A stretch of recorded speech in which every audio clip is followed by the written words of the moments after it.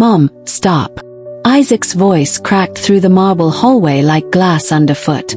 Annabelle froze, her perfectly manicured hand still trembling in the air, pointed at Sarah like a loaded weapon. The maid stood motionless, tears streaming down her face, while Isaac, her 8-year-old son who hadn't spoken in 6 months, clutched Sarah's uniform like it was the only thing keeping him from drowning. "Welcome back and thank you for choosing to spend your time here with us at Tales. Your presence means everything, and we promise this story will stay with you long after it ends. If you believe in stories that change perspectives, hit that subscribe button and drop a comment telling us where you're watching from. Let's build this community together. Now let's get into the story." The words Isaac said next made Annabelle's knees buckle. The investigator's file scattered across the floor. And somewhere in the mansion, hidden cameras were still recording everything. But I'm getting ahead of myself. Let me tell you how a billionaire, a struggling maid, and a silent boy collided in a way that would destroy them all. My name is Sarah Thompson, and the day I walked into Annabelle Wilson's mansion, I knew I was making a mistake. The Connecticut estate screamed old money. Marble floors that reflected your failures back at you, floor-to-ceiling windows framing manicured gardens, the kind of wealth that makes you feel like an intruder just breathing the air. Annabelle herself was ice in a designer suit, with eyes that looked right through me like I was help, not human. I took the job anyway. I needed the money, sure. But it was more than that.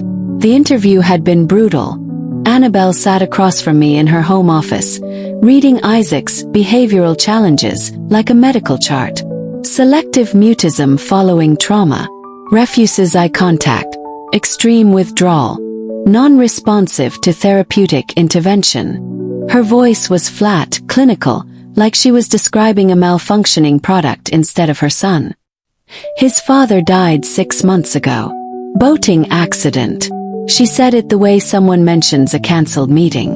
3 nannies have quit since. I don't tolerate incompetence or pity. Isaac needs structure, not coddling. Something twisted in my chest. I'd heard those exact words before. Different voice. Different house. Same desperate lie parents tell themselves when their child stops speaking. Sometimes kids just need someone to listen without expecting anything back, I said. Annabelle's jaw tightened. The silence stretched so long I thought I'd blown it. Then, "You start Monday." 20 minutes later, I sat in my beat-up Honda Civic in her driveway, gripping the steering wheel. My brother's name flashed through my mind. Isaac asterisk, but I shoved it down deep where it belonged. If you've ever taken a job you knew would break your heart, you understand why I went back. Some people think we can outrun our past. I thought maybe I could finally make peace with mine. I drove away. Behind me, a camera lens glinted in the mansion's security panel, already watching. That same night, Annabelle Wilson sat in her Manhattan penthouse office at 2 a.m., sleepless, scrolling through security equipment websites. Her finger hovered over Add to Cart for the 3rd time that hour. After Richard's death, after 3 nannies walking out without explanation, she couldn't afford to trust blindly. Not anymore. The Coast Guard's report flashed through her mind. Accidental drowning. No suspicious circumstances. She'd read it so many times the words had burned into her memory. But Annabelle knew Richard. He didn't make careless mistakes. Something had happened on that boat. Something no one was telling her. She clicked purchase. Micro cameras. Playroom, kitchen, hallways, garden. Delivery within 48 hours. "This is for Isaac's safety," she whispered to the empty office. "I need to know he's protected."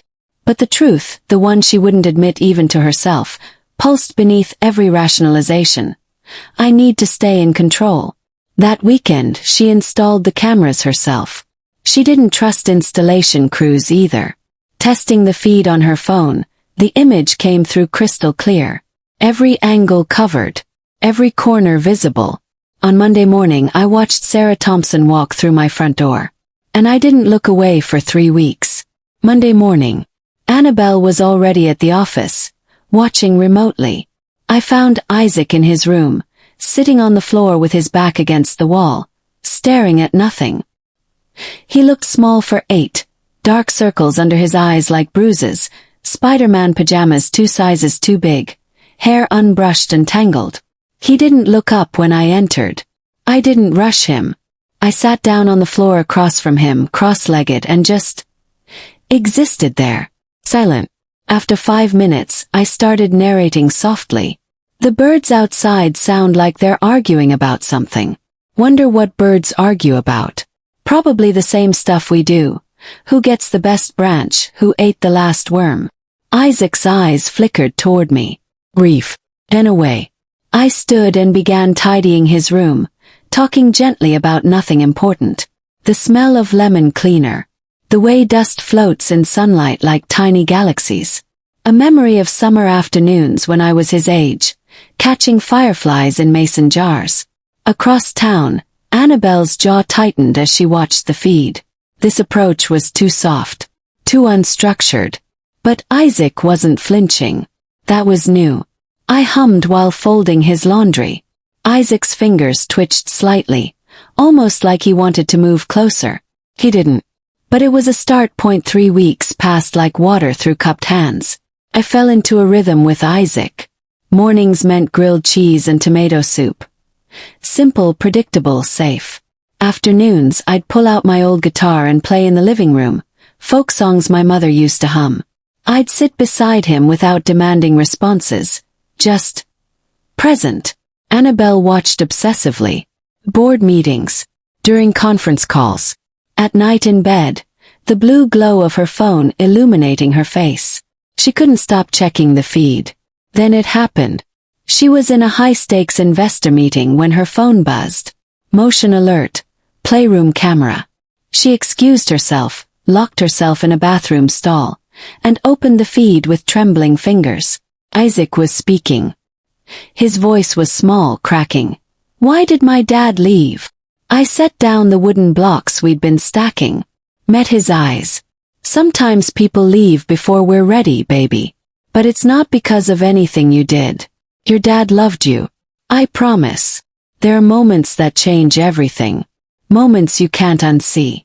If you've ever realized you were failing someone you loved, you know exactly how Annabelle felt watching that screen.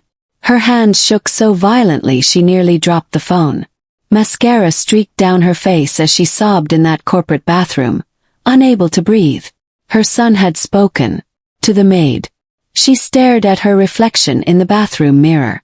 For the first time, she saw herself clearly, and hated what she saw. Annabelle's jealousy spiraled like poison through her veins. She couldn't focus at work. Snapped at her assistant over nothing. Cancelled meetings she'd spent months arranging. Isaac talked now to Sarah. But the moment Annabelle came home, he went silent, retreating into himself like she was the threat. One evening, she tried joining them for dinner. Isaac stared at his plate, fork untouched, lips pressed tight. Annabelle forced conversation. Asked about his day, what he'd learned, anything. Nothing. The moment she left the kitchen, laughter erupted from the camera feed on her phone. That was her breaking point. She hired a private investigator. "I want everything. Background, family, social media, criminal record, everything." 48 hours later the file arrived. Annabelle locked her office door and read. Sarah Thompson, born Scranton, Pennsylvania, mother died of ovarian cancer. Father, unemployed mechanic, alcoholic. Younger brother, Isaac Thompson. Selective mutism, ages 6 to 9. Sarah dropped out of community college to care for him. Father's drunk driving accident killed both himself and 12-year-old Isaac. Sarah was 22. A grainy funeral photo showed Sarah holding a folded flag, eyes hollow with grief. Annabelle stared at the photo, then at the live feed. Sarah reading to Isaac, both of them smiling. Rage and heartbreak collided. "She's trying to replace her dead brother. She's using my son to fix herself." Late evening. Isaac asleep upstairs. I was cleaning the kitchen when I heard her footsteps. Sharp, deliberate, wrong. Annabelle entered holding a manila folder like a weapon. "You lied on your application." Froze. Turned slowly. Saw the investigator's file. My face went cold. She stepped closer, voice clinical and cutting. Your brother. Your father. Your dropout status. You deliberately deceived me. You didn't ask, I said, my voice steady despite the tremor in my hands. You're using my son to cope with your trauma. Her words came faster now, angrier. You're projecting your dead brother onto Isaac. No, Mrs. Wilson. I met her eyes. I'm helping your son cope with his. The air went cold. She stepped so close I could see the rage trembling through her perfectly composed exterior. How dare you? Isaac told me what really happened the day your husband died. Annabelle's face drained of color. The silence was heavy, suffocating. My eyes filled with tears, but my voice didn't waver. Isaac was on the boat that day. You told everyone he wasn't. But he was. Annabelle's knees buckled. The files scattered across the floor. What did he tell you? You spoke. And the truth came out in brutal, jagged pieces. Isaac was below deck that day. He heard everything, you and Richard screaming at each other. You threatening divorce. Richard drunk, reckless, losing control. Annabelle's breath hitched. Richard lost his balance during the fight. Hit his head on the railing. Went overboard. My voice cracked. You froze. By the time you called for help, it was too late. Stop. You told the Coast Guard Isaac wasn't there. You paid the crew for silence. You convinced yourself you were protecting him. Annabelle collapsed against the counter, sobs racking her body. All her armor, all her control, shattered. But Isaac remembered everything, I whispered. He stopped speaking because he thought he caused it. He thought if he stayed quiet, you wouldn't leave him too. He's been carrying that guilt for 6 months, Mrs. Wilson. Not because of what happened. Because you made him believe he had to hide it. Her face was buried in her hands. You weren't protecting him. You were protecting yourself. Long silence. Then footsteps. Isaac stood in the doorway, tears streaming down his face. He'd heard everything. His small voice broke the silence. Mom, is it true? Annabelle exploded. Cornered, exposed, she lashed out with everything she had left. You have no right to speak about my family. You're just the maid. I stepped back, voice breaking. Mrs. Wilson, please. He's not your son. Isaac's small body trembled. He clutched my uniform and looked up at his mother with devastation in his eyes. Mom, stop. Both of us froze. His voice grew louder, cracking with pain. Sarah didn't do anything wrong. You did. The words landed like bullets. Annabelle's world tilted. You told me Dad's accident wasn't my fault. But you made it my fault. You made me lie. You made me too scared to talk because I thought you'd hate me if I told the truth.